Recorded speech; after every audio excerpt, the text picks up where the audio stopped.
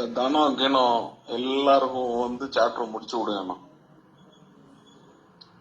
Start பண்ணி விட்டாச்சுல, நானே வாரேன். நான் ஒன்னே ஒண்ணுதான் உங்ககிட்ட சொல்றேன்.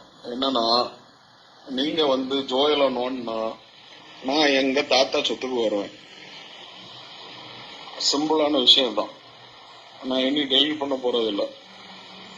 நிறைய போட்டு டெலிட் பண்ணியாச்சு. ஆனா வந்து இதுதான் உங்ககிட்ட சொல்ல என்னன்னா, உங்க அப்பா சம்பாதிச்சது கொஞ்சம் தான்.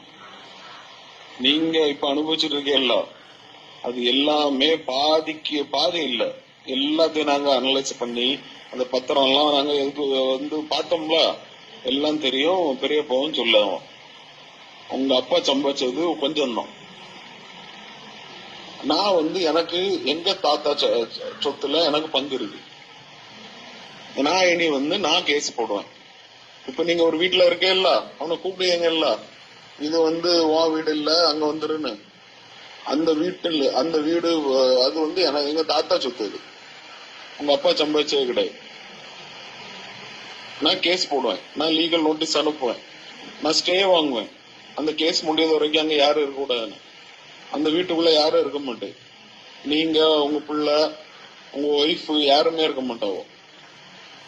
நீங்க வந்து நோண்டுனா நானும் நோண்டுவேன். நான் வந்து பெருசா நோண்டுவேன். நீங்க தாங்க மாட்டேன். எவ்வளோ மெசேஜ் போட்டுட்டு டெலிட் பண்ணி பார்த்துட்டேன், ஒரு மரியாதையா பேசுவான்னு சொல்லிட்டு. ஆனா வந்து எப்படினாலும் இத வந்து இதுக்கப்புறம் மரியாதை பேச முடியாது. அதாவது உங்க அக்கா இறந்து ஒரு வாரத்துக்குள்ளால அவனுக்கு போன் பண்ணி ஜோயல்கிட்ட உங்க அக்கா நகைய காணலன்னு கேட்க பத்தல. இதுக்கு வேண்டிதான் உங்க மாலாக்கா எங்களை கார்டியனா போட்டிருக்கு. புரிஞ்சா? ஏன்னா இதை விட வந்து எதுவுமே கிடையாது.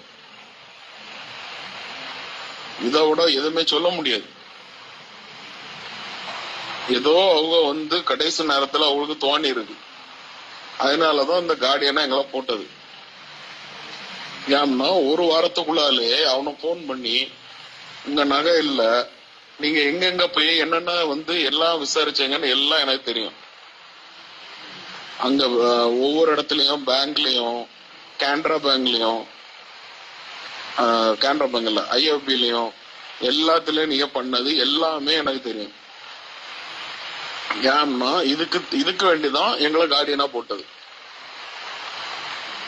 அது வந்து உங்க நகை கிடையாது, அது வந்து உங்க அம்மா நகை கிடையாது, உங்க அப்பா நகை கிடையாது. அது மாலாக்காக்க நகை. அது வந்து அவனுக்கு மாலாக்கா தாலி வந்து என்கிட்ட தான் இருந்து, அவ ட்ரீட்மெண்ட்ல இருக்க சமயம் ஃபுல்லா என்கிட்ட தான் இருந்து, என்கிட்ட தான் தந்துட்டு போனாவோ. ஏன் உங்ககிட்ட தரல? நீங்க ஆஸ்பத்திரியில தானே இருந்தே, ஏன் உங்ககிட்ட தரல? ஏன்னா அத வந்து என்கிட்ட சொன்னாவோ, இத வந்து ஜோயலுக்கு தான் போகணும் அப்படின்னு சொல்லி. அதனால அது என்கிட்ட தான் இருக்கு, அவனுக்கு தான் போகும். இது மட்டும் இல்ல, மாலாக்காக்க ஒவ்வொரு கம்மல் வரைக்கும் அவனுக்கு தான் போகும். அதை நீங்க வச்சிருக்கலாம், இப்போ நீங்க என்னவும் பண்ணலாம். ஆனா எல்லாமே அவனுக்கு தான் போகும். அவனுக்கு ரைட்ஸ் என்னவோ அது அவனுக்கு போகும். நான் கூட வந்து கொஞ்சம் விட்டுலான்னு பார்த்தேன். சரி, ஏன்னா எனக்கே அவ்வளவு சொத்து இருக்கு, ஜோயலுக்கு நான் பாத்துக்கலான்னு பார்த்தேன். ஆனா அப்படி விட மாதிரி தெரியல. இப்போ ஒவ்வொன்னும் அவனுக்கு வரக்கூடிய ஒரு புடி மண்ணைய நான் வாங்கி கொடுத்துட்டு தான் போவேன். அவனுக்கு வர வேண்டிய எல்லாம் அவனுக்கு வரும். அது நான் வந்து எப்படி பண்ணுமோ லீகலா நான் பண்ணிக்கிட்டேன். ஏன்னா லீகல் கார்டியன் நாங்க தானே. எப்படி நான் அதை வந்து அவனுக்கு கொடுக்கணுமோ நான் கொடுத்துக்கிட்டேன். நோண்டி விட்டுட்டு நான் இனி விட மாட்டேன்.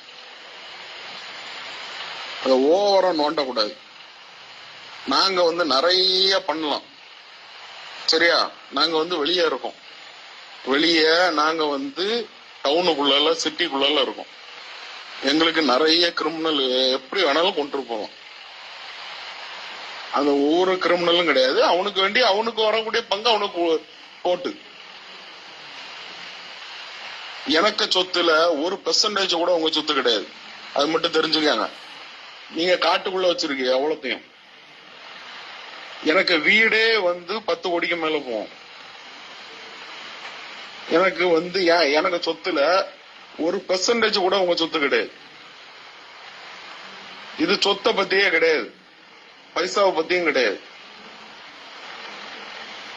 நான் எல்லாத்தையும் விட்டுலாம் தான் இருந்தேன், ஆனா இனி விட மாட்டேன். நான் ஒன்னே ஒண்ணுதான் உங்ககிட்ட சொல்லுவேன், என்னன்னா